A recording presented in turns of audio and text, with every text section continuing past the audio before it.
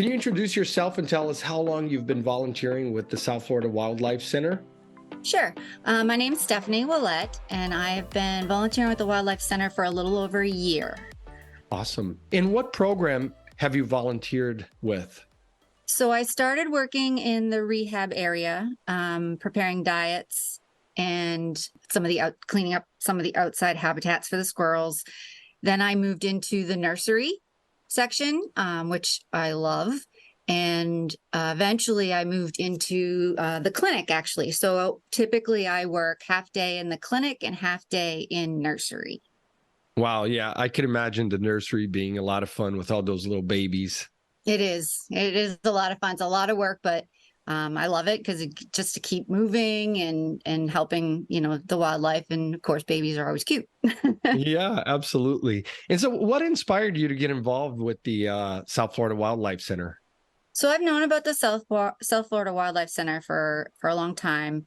I used to run the Broward County Sea Turtle Conservation Program and often brought animals we found on the beaches to them, a lot of birds mostly. So I was looking to be more involved in that field, kind of gotten away from it in my career path. So I wanted to have an opportunity to learn some new skills, to be involved with the Wildlife Center because I believe in their mission and I like the work that they do. And the people are amazing. And I thought that this was going to be a great opportunity for me to learn things I don't know or touch up on things I used to know, haven't done in a while, in an effort in the long term to get back into that field, basically. Was there anything that you brought from your previous career in working with the sea turtles? Was there anything that you brought from there that you were able to, basically help with at the Wildlife Center? Because we find that with many volunteers, right? If they've worked with animals, there are so many different aspects to working with the different types of wildlife. Right. Yeah. I've also had a lot of pets, as you can imagine. Most people in my situation have. So I've had experience with, animals that would be synonymous with squirrels and opossums and of that nature in the nursery. So it was easy for me to pick up on their procedures and protocols on how to do the feeding for those animals, the syringe feeding rather, and the gavage feeding, which is what I just learned for the opossums. In the clinic, I have worked in sea turtle rehab area as well at another facility a few years back. And so I was able to bring a lot of that knowledge into my volunteering in that area. And there's so much to learn in the clinic area as well. And everyone's been great there about either kind of refreshing my memory how to do things, such as, running the blood samples on the little machine or the fecal samples, to learning new things such as doing laser therapy on a little screech owl. Oh, that sounds very delicate, but obviously you learn that they are more adaptable than, it's kind of like with kids. You think with a little baby, when you first have a little baby, you're so careful with the baby, but they grow to just adapt to the situation, right? Right. And they're very resilient and they're made for that. That's why nature is what it is and how it survives. Can you describe for those who don't know and are wondering about the syringe feeding and you said is gavage? Yes. Yes. Describe for us how that works.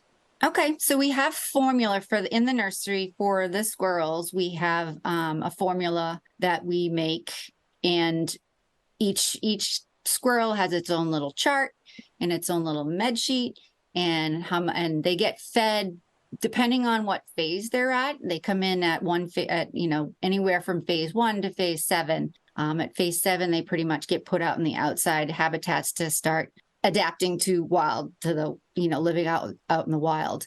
But until then, they have different stages, and depending on their weight will depend on what stage they're in and how much and how often they get fed during the day. So it's basically individually holding one of the squirrels, and you have a syringe that's full of formula depending on how much they need, and You just pretend you're kind of like the mom and feeding the baby. So that's it's most of them are good, but squirrels can be a little tricky. The bigger they get, the more, feisty they get. The possums, on the other hand, you have to gavage feed. So that's a tube that you stick down, very small tube, you stick all the way down into their stomach. And then the syringe is attached to that. And that's how the food goes down into them. So it's not just them suckling on the syringe. You actually have to put the tube down into their stomach in order to get the food down, the formula down there. Wow. Thanks for that explanation, by the way. I didn't know that the tube went all the way into their stomachs. That's interesting.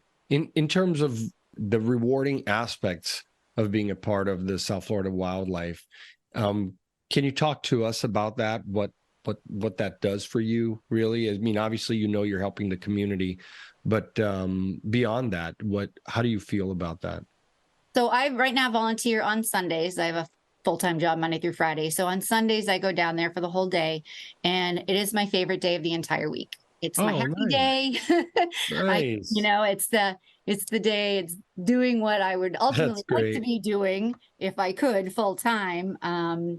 Just not an option right now for me. Sure. But, it's getting to do something I like to do. So it gives you that energy, and it gives you, it just makes you happy. And in the end, everything that goes along with being that. And then you get ready for the Monday through Friday, but then it's the weekend and you get to go back to the Wildlife Center on Sunday. So it's great for me mentally and emotionally. And I love the people there. I've grown to love everybody there. Is so phenomenal. And they're so nice and appreciative and knowledgeable and experienced. And it provides great opportunities for people like myself. Yeah, for those who are listening to us, I really encourage you to go down to the South Florida Wildlife Center in Fort Lauderdale, because I think until you do, it's like many of the great nonprofits in really anywhere in the U.S., doing the hard work, doing the mission. But when you go into the South Florida Wildlife Center, I think that the habitats that they have created, the entire facility, is really an impressive operation. Wouldn't you say, Stefanie? Absolutely. I didn't actually realize how extensive all the outside habitats were until I started volunteering there. So they have a great setup right now. I mean, that they have a lot of space, they have a lot of resources, they have a lot of support, and their goal is to make sure that it's the outside habitats, the transition area for the animals to be ready to go back into the wild and survive. Yes. And I think, listen, in a community like South Florida, where you have, we're close to the ocean, you have swamps to the west, and you have so much great wildlife, it really takes a community and organizations like the Wildlife Center and of course, the volunteers, to be able to really live together with the wildlife and make sure that that they don't go extinct, right? I think that's ultimately the goal, is to have that symbiotic relationship. Absolutely, especially with the native animals. The native species in our area are extremely important, and we know that there are some invasive species that can impact the native species in a negative way. And so there's others invasive species that are not exotic species that aren't invasive, and you've got exotic species that are invasive. So the ones that are competing with our native animals can be problematic. And we know Florida is a huge spot for a lot of that happening, such as the pythons. So it's really important that we try to live in harmony with the wildlife. And we've taken over a lot of their land, obviously, as humans, and sprawling and growing communities. So living in symbiotic relationship with the wildlife, to me, is definitely achievable. And I think a lot of it has to, there's the effort, and there's knowledge and experience and understanding that all kind of comes together to make that happen. Totally agree. Well, before we close out this episode of the podcast here that we're doing for the South Florida Wildlife, is there anything you want to leave our listeners, those who are going to read this on the blog, anything that, who should they contact there? Is there someone specifically at the Wildlife Center that you work with that they can contact to become a volunteer? Yep, they go onto the South Florida Wildlife Center's website. They're set up an area where you can fill out a form to volunteer, and they'll contact you, and you go through an orientation, and they kind of walk you through the property, and they tell you about the different areas that you could potentially work in if you were interested in.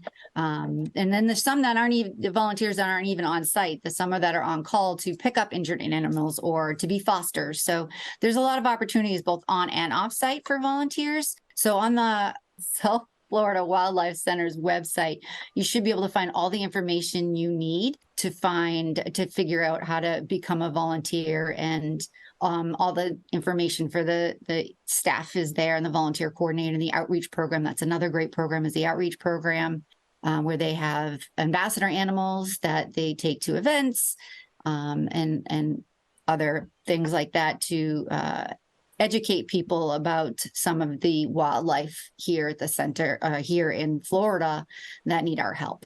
Perfect. Well, yep. For those listening, you can either go on the website, southfloridawildlifecenter.org, or you can call them at 954-524-4302. And yes, to Stefanie's point, they're such a great staff there, and there's never enough great volunteers like yourself, Stefanie. So thank you so much for sharing your stories with us today. I'm happy to do it, and I hope it encourages a lot of people to think about volunteering, because we definitely need the help down there.